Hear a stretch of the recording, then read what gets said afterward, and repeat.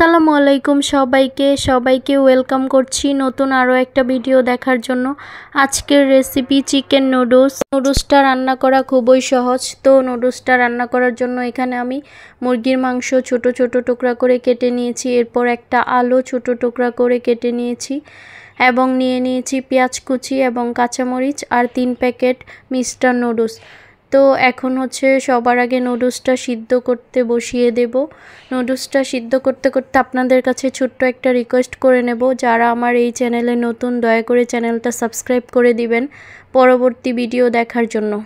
তো প্রথমে এখানে আদা রসুন দিয়ে আর দিয়ে দিব মরিচের গুঁড়া এবং দিয়ে দিব স্বাদ মতো লবণ দিয়ে ভালোভাবে মাখিয়ে এখন একটু জিরা গুঁড়া দিয়ে দিচ্ছি। দিয়ে এখন আগে মুরগির মাংসটা ভেজে নিব। মাংসটা যেন সিদ্ধ হয়ে যায় এবং একটু লাল লাল ভাজা ভাজা হয়, এরকম করে মাংসটা ভেজে নেব। এই যে নেড়ে চেড়ে ভেজে নিচ্ছি মাংসটা, এই যে দেখুন ভাজা হচ্ছে। এখন ভাজা হয়ে গেছে মাংসটা, এখন নামিয়ে নেব।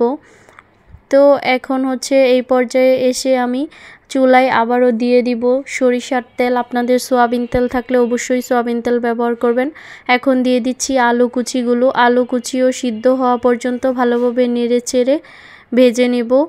আলু সিদ্ধ হয়ে গেলে এখন দিয়ে দিচ্ছি পেঁয়াজ কুচি এবং কাঁচামরিচ কুচি। পেঁয়াজ কুচি কাঁচামরিচ কুচি ভালোভাবে ভেজে একটা ডিম ফাটিয়ে এখানে দিয়ে দিব। ডিমটা দিলে আরও বেশি মজার হয় খেতে।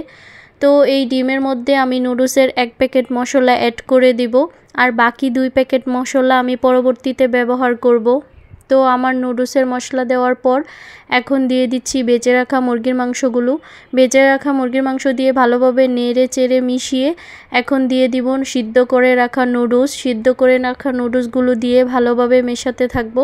নেড়ে চেড়ে রান্না করে নেব মজাদার চিকেন নুডলস। আপনারাও চাইলে বাসায় এইভাবে তৈরি করে ফেলতে পারেন। খুবই মজাদার এবং ঝটপট রান্না করা যায়। তো আপনাদের কাছে ভিডিওটা কেমন লেগেছে অবশ্যই কমেন্ট করে জানাবেন। এই নুডলসটা খেতে কিন্তু খুবই মজা লাগে, ছোট থেকে বড় সবাই খেতে পারে। আমার বাসায় যেহেতু বাচ্চা আছে এই জন্য মরিচের পরিমাণ কম দিয়েছি, আপনারা চাইলে বেশি দিতে পারেন। ধন্যবাদ।